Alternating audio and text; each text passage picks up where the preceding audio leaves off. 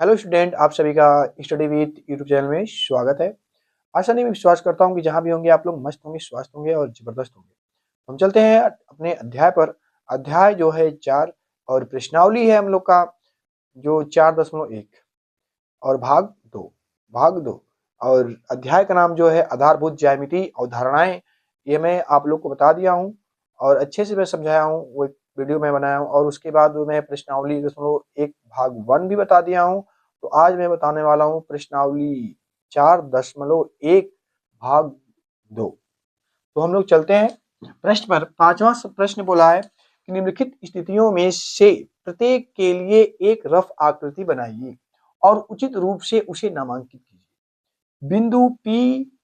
बिंदु P रेखाखंड AB पर स्थित है।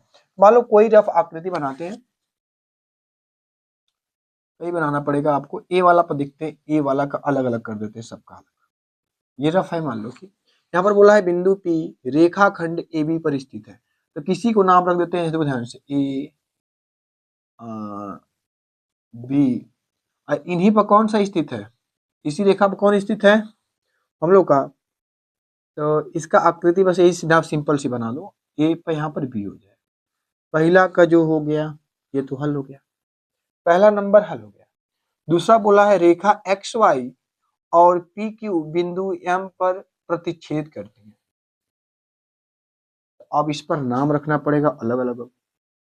अब इसी पर चाहो तो बना सकते हो, लेकिन कुछ का नहीं बन रहा है क्योंकि कुछ का एकदम नहीं मिल रहा है, तो उसे हम अलग करना पड़ेगा। तो ये देखो ध्यान से, ये पहला वाला का हो गया, पहले वाला का ये बना लो आकृति। दूसरे नंबर का जो बोला है, दूसरे नंबर का आकृति में यहाँ बना दे रहा हूँ। बोला है रेखा एक्स वाई और पी क्यू बिंदु एम पर प्रतिच्छेद करती है। तो देखो इसका कोई भी नाम रख देते हैं। एक रेखा ये हो गया, एक रेखा ये हो गया। इसका नाम हम लोग का एक्स और वाई हो गया, एक्स और वाई हो गया। और इसका नाम हम लोग का रखेंगे पी और क्यू, पी और इसका नाम देखो ये किस पर मिलती है, प्रतिच्छेद कर रही है, तो यहाँ पर। अब ये 2 पॉइंट हो, दो दो, पहला का और पांचवा का ए और पांचवा का बी लगा लो फटाक से। पांचवा का ए और पांचवा का बी लगा लो। उसके बाद हम चलते हैं सी पर। सी नंबर बोला है रेखा एल पर ई और एफ स्थित है परंतु डी स्थित नहीं है। तो अब देखो ध्यान से, ये हम लोग का डी नंबर वाला जो है, ये हम लोग का ए नंबर वाला आंसर था और ये हम लोग का बी वाला आंसर था। अब इसके बाद डी वाला, सॉरी सी वाला जो है, बोला रेखा एल पर ई और एफ स्थित है। मान लो कोई रेखा है, उसका नाम एल है। क्या है? एल है। इस पर कौन कौन स्थित है? ई और एफ। ई लिख दो और एफ लिख दो, परंतु डी स्थित नहीं है। तो डी इस पर नहीं स्थित, कहीं और साइड होगा, या तो ऊपर हो सकता है या तो नीचे, किसी पर कहीं पर लिख देंगे, लेकिन इस लाइन पर हम नहीं लिखेंगे। ये सी वाला हो गया। इतना बात समझ गए? इतना बात समझ गए तो अब चलते हैं डी वाला बोला है जो, डी वाला बोला है, ए वाला को मैं मिटा दे रहा हूँ, ये वाला हटा दे रहा हूँ। ए का ए भी कर सकते हो, सीधा एक लाइन खींचकर इसका नाम रख सकते हो। जैसे ए वाला का जैसे बोला ना, पी रेखाखंड ए बी पर स्थित है, इसका नाम रखना ए और इसका नाम रखना बी। और यहाँ पर बीच में क्या कर दोगे? पी कर देना। तो ये ए नंबर वाला भी हो सकता है। ए हुआ, बी हुआ, सी हुआ। अब हम यहाँ पर डी कर दे रहा हूँ, जगह मिल गया हमारा। डी डी नंबर बोला कि रेखा ओपी और ओक्यू बिंदु ओ पर मिलती है। चलो एक लाइन खींच दो और रेखा रख दो यहाँ पर भाई। इसका नाम पी, इसका नाम ओ, इसका नाम क्यू। देखो ध्यान से, ये बोला है कि एक रेखा है पी ओ, देखो है ना। उसके बाद एक बोला है ओ क्यू, ओ क्यू। और दोनों कहाँ मिलती हैं? दोनों ओ पर मिल रही हैं। बात सही हो गया। एक डी हो गया, डी वाला ही आंसर इसका, इसका आंसर यहाँ पर हो गया। बात समझ में आ रहा है कि नहीं आ रहा? ए वाला बोला है, देखो फिर से मैं समझा दे रहा हूँ, पुनः मैं बताने वाला हूँ फिर से कि ए बोला है बिंदु पी रेखाखंड ए बी पर स्थित है। तो ए और बी पर कौन सा स्थित है, पी। फिर उसके बाद बोला है रेखा एक्स वाई और पी क्यू बिंदु एम पर प्रतिच्छेद करती हैं। एक इनको क्या करना है, दो रेखा लेना है ऐसा कि मतलब दोनों आपस में कटे, एक दूसरे को काटे। तो एक्स और वाई हो गया, पी और क्यू हो गया, किस पर मिल रही है, तो यहाँ पर मिल रही है। उसके बाद बोला है डी सी वाला, रेखा एल पर ई और एफ स्थित है परंतु डी स्थित नहीं है। तो सी वाला यहाँ पर है, सी वाला हम लोग का यहाँ पर है, सी वाला आंसर। सी वाला आंसर बोला है एक रेखा खींचेंगे, उसका नाम रखेंगे एल, और उस पर कौन कौन स्थित है, ई और एफ स्थित है, लेकिन डी नहीं, तो डी इस पर नहीं कहीं और होगा, या तो इधर होगा इसलिए लाइन से इधर, या ऊपर या नीचे कहीं भी कर सकते हैं। उसके बाद बोला है डी ओ पी और क्यू ओ क्यू बिंदु ओ पर मिल रही है। तो एक लाइन खींचना, उसका नाम रखना पी ओ क्यू। देखो ध्यान से, ये जो पी ओ है यहाँ से यहाँ तक हो गया, और ओ और क्यू यहाँ से यहाँ तक हो गया, और दोनों कहाँ मिल रही हैं, तो पी ओ पर मिल रही हैं। दोनों कहाँ पर मिल रही हैं, तो ओ पर मिल रही है। बात समझ गए? इतना किसी को दिक्कत, किसी को दिक्कत बताओ, किसी को समस्या? ठीक है, किसी को दिक्कत नहीं तो मैं आगे बढ़ रहा हूँ। अगले प्रश्न में चलता हूँ, 6वां नंबर। उतार लो फटाक से, किसी को दिक्कत नहीं अब तो जल्दी से उतार लो। अगले प्रश्न में चलते हैं हम लोग। अगला प्रश्न 6वां नंबर बोला है कि रेखा एम एन की संलग्न आकृति को देखिए, इस आकृति के संदर्भ में बताइए कि निम्नलिखित कथन सत्य है या असत्य है। मतलब इसमें लगभग 10-11 सवाल दिया है लगभग, और इसमें इस आकृति को देखकर बताना है कि ये बात सही है कि गलत। यहाँ पर आकृति बना हुआ है, चित्र बना हुआ है बगल में, और इस चित्र को देखना है और इसे जवाब देना है सत्य और असत्य में। तो करना क्या है, पहला बोला है यहाँ पर, पहला नंबर कि O M sorry Q Q M O N और पी रेखा एम एन पर स्थित बिंदु है। देखो बात सही है, इसका देखो Q M O N P, इसी पर स्थित रेखा कौन सा है, एम एन। एम एन है कि नहीं, एम और एन इसी बिंदु पर, मतलब इन्हीं पर है कि नहीं। तो इसको क्या कहेंगे हम, सत्य है। क्या है, सत्य है, बात सत्य है। इतना बात समझ, इतना बात समझ गए, आगे पढ़ रहे हैं। यम ओ और एन रेखाखंड एम एन पर स्थित है। ये भी बात देखो ध्यान से, जो यम ओ एन कहाँ पर है, एम ओ एन, और इसका जो रेखाखंड है, रेखाखंड कौन है, एम और एन हुआ। ये भी बात सही, दोनों स्थित है, मैं इसी बिंदु पर स्थित है। तो ये भी बात क्या हो जाए, सत्य हो जाए। क्या हो जाए, सत्य हो जाए। किसी को दिक्कत? अब आगे जैसे दिया है यहाँ पर कि सी नंबर कि यम और एन रेखाखंड एम एन के अंत बिंदु है। अब देखो दोनों यहाँ पर है, और इन दोनों का अंत बिंदु क्या होगा, देखो ध्यान से, इन रेखाखंड भी हुआ और रेखाखंड का ये क्या हुआ, अंतिम बिंदु भी हुआ। तो ये भी बात क्या हुई, सत्य बात है। ये भी बात सत्य है, ये भी बात सत्य है। किसी को यहाँ तक किसी को दिक्कत, सी तक किसी को दिक्कत? आगे बोला है ओ और एन रेखा खंड ओपी के अंत बिंदु है। देखो भाई ओपी, ओपी और क्या अंत बिंदु है, नहीं भाई, कत्ते नहीं है। देखो दोनों अंत बिंदु, पी है लेकिन ओ है अंत बिंदु नहीं है। तो ये क्या कर सकते हैं, ये हो जाएगा हम लोग का असत्य, असत्य हो जाएगा। आगे बोला है ई नंबर बोला है कि यम रेखाखंड क्यू ओ के दोनों अंत बिंदुओं के, अंत बिंदु रहेगा, दो बार बिंदु बिंदु हो गया, अंत बिंदुओं में से एक बिंदु है। जो हम लोग का बोला है, फिर समझना, एम रेखाखंड ओ क्यू ओ के दोनों अंत बिंदुओं में से एक बिंदु अंत है। अब ध्यान से देखो, एम रेखाखंड कहाँ है, एम रेखाखंड ये अंत बिंदु पर है, नहीं है भाई। दोनों मतलब यहाँ पर देखो ध्यान से, क्यू ओ के दोनों अंत बिंदुओं में से एक बिंदु अंत बिंदु होगा। देखो ध्यान से, यहाँ पर क्यू है और यहाँ पर क्या है, ओ है। दोनों अंत बिंदुओं में से एक बिंदु है। दोनों अंत बिंदु, दोनों कहाँ हुआ, देखा ध्यान से, क्यू ओ दोनों अंत बिंदु हुआ ना हुआ, अंत बिंदु, अंत बिंदु है ये नहीं हो, क्यू और ओ, क्यू और ओ देखो ध्यान से, ये अंत बिंदु नहीं है। यहाँ पर क्या हो जाएगा, असत्य हो जाएगा। क्या हो जाएगा, असत्य होगा, असत्य, ये हो जाएगा हम लोग का असत्य हो जाएगा। फिर आगे यहाँ तक हो गया है, किसी को तो उतार लो, सत्य सत्य छाट लो भाई अपने से, फिर हम आगे बढ़ेंगे। यहाँ तक हो गया तो किसी को दिक्कत है? यहाँ तक हो गया हो तो मैं आगे चलूं? यहाँ तक हो गया है तो मैं आगे चलूं। अब एफ वाला बोला है, एफ नंबर बोला है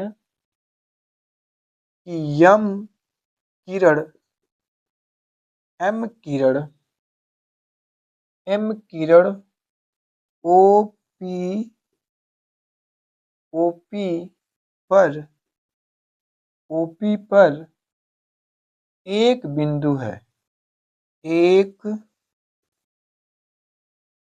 बिंदु है। अच्छा ये बताओ, एम किरण जो है ओपी पर एक बिंदु है, ओ पी और एम किरण है। यहाँ से देखो, एम एम की से देखना है क्या इनके बीच में है? नहीं है भाई, नहीं है। ये भी क्या हो जाएगा? असत्य हो जाएगा, असत्य होगा, ये भी असत्य हो जाएगा। यहीं पर एन किरण रहा तब हो सकत, एन किरण ओपी पर एक बिंदु है तब हो सकता है, लेकिन यम है तो यम नहीं हो सकता, क्योंकि देखो ध्यान से एम कहाँ पर है? यहाँ पर है, और ये सब क्या हुआ? ओ और पी, इनके बीच में कौन हो गए? एन हुआ, लेकिन ये बोल रहा है एम, तो ये बात क्या हो जी? असत्य हो जाएगी। आगे चलते हैं, एफ के बाद आ जाएगा हम लोग का जी। जी नंबर भी देख लो यहाँ पर, जी बोला है किरण, किरण, किरण ओपी, किरण ओपी, किरण ओपी, किरण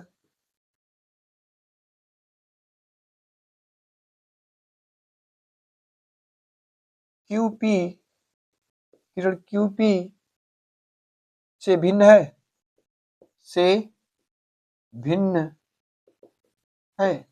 मतलब बोला है कि जी वाला किरण ओपी किरण क्यूपी से भिन्न है। देखो भाई, यहाँ से बोला है ये वाला दूरी, यहाँ तक की किरण गया है, और एक बोला है क्यू से और पी तक गया है।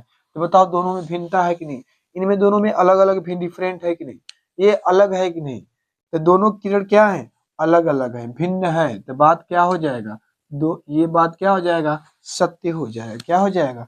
सत्य हो जाएगा, दोनों अलग हैं।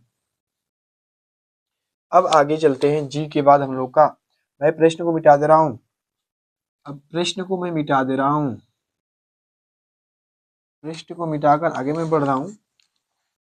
नीचे का तुम लोग उतारते रहो, मैं आगे लिख रहा हूं। अब जी के बाद एच, जी के बाद एच, एच बोला है किरण, किरण ओपी,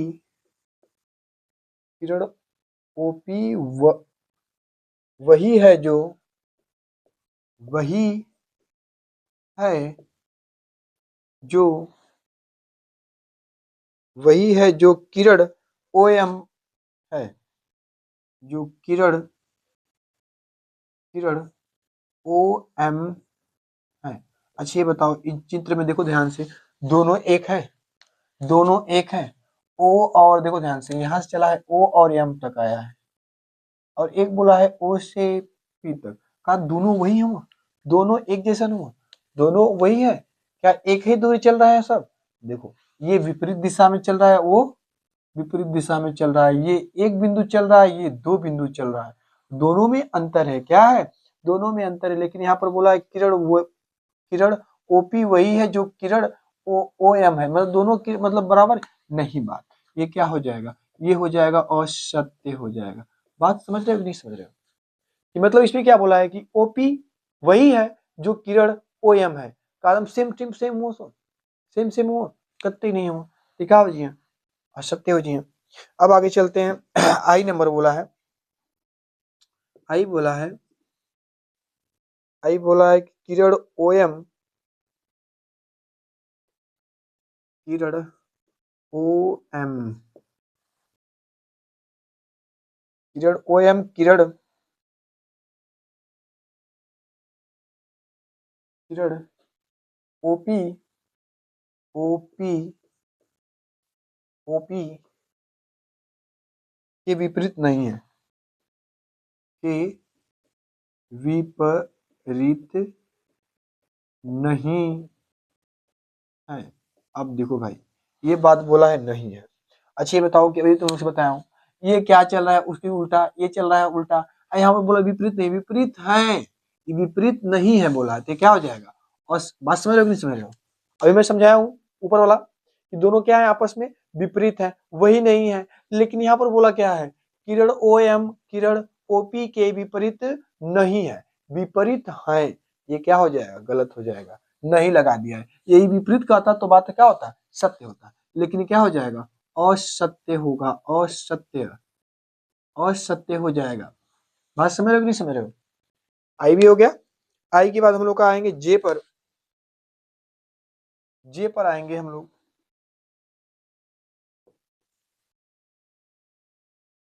जे नंबर बोला है, जे बोला है ओ किरण ओपी, ओ किरण ओपी का प्रारंभिक बिंदु नहीं है, का प्रारंभिक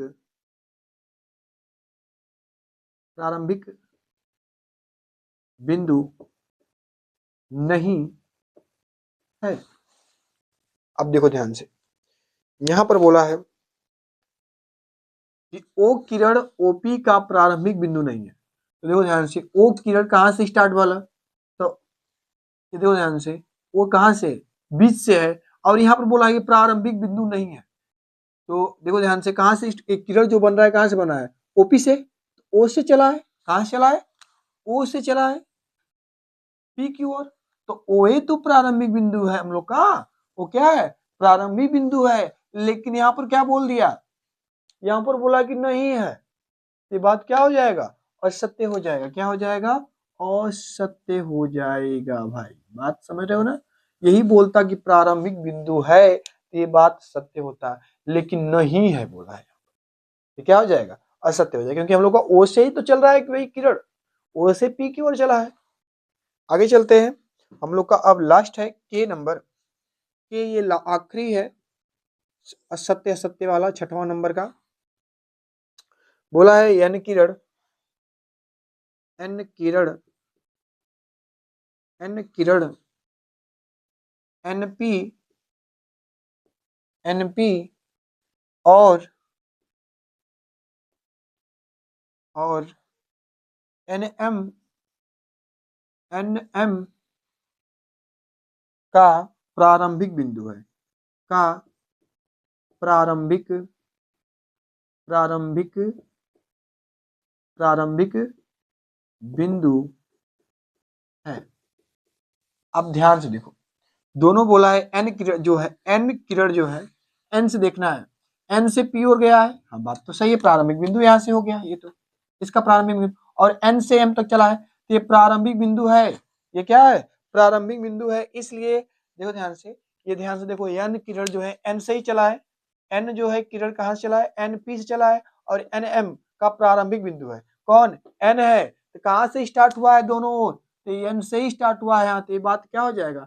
सत्य हो जाएगा। क्या हो जाएगा? सत्य हो जाएगा। यहां तक मैं समझाया हूं। किसी को दिक्कत, किसी को डाउट, किसी को दिक्कत, कई समस्या आई होंगी? थोड़ा सा ये देखो, ये चैप्टर थोड़ा सा कठिन था, ज्यादातर जो ज्यामिति जो नहीं समझेगा उसे थोड़ा सा दिक्कत आ रहा होगा यहाँ पर, ठीक ना? तो ये जान जाओ कि अवधारणा नहीं, सॉरी, आधारभूत ज्यामिति अवधारणाएं जब तक आप लोग अच्छे से नहीं समझेंगे तब तक ये सब समझ में नहीं आएगा। ये चैप्टर थोड़ा सा कठिन था, थोड़ा सा इस चैप्टर को 2 से 3 बार देख लीजिएगा, ठीक ना? धन्यवाद। अब यहाँ तक मेरा पूरा ये प्रश्नावली खत्म हो गया। प्रश्नावली 4.1 खत्म हो गया। मैं अगले वीडियो में आएंगे प्रश्नावली 4.2 लेकर, तो आप लोग अच्छे से इसे लगा लीजिएगा। हम अब नेक्स्ट वीडियो में हम लोग आपसे मिलते हैं, और आप लोग अच्छे से इस वीडियो को देखिएगा, और ज़्यादा से ज़्यादा इसे शेयर करिए, लाइक करिए, कमेंट करिए, सब्सक्राइब करना मत भूलिए। धन्यवाद हमारा पूरा वीडियो देखने के लिए आप सभी को।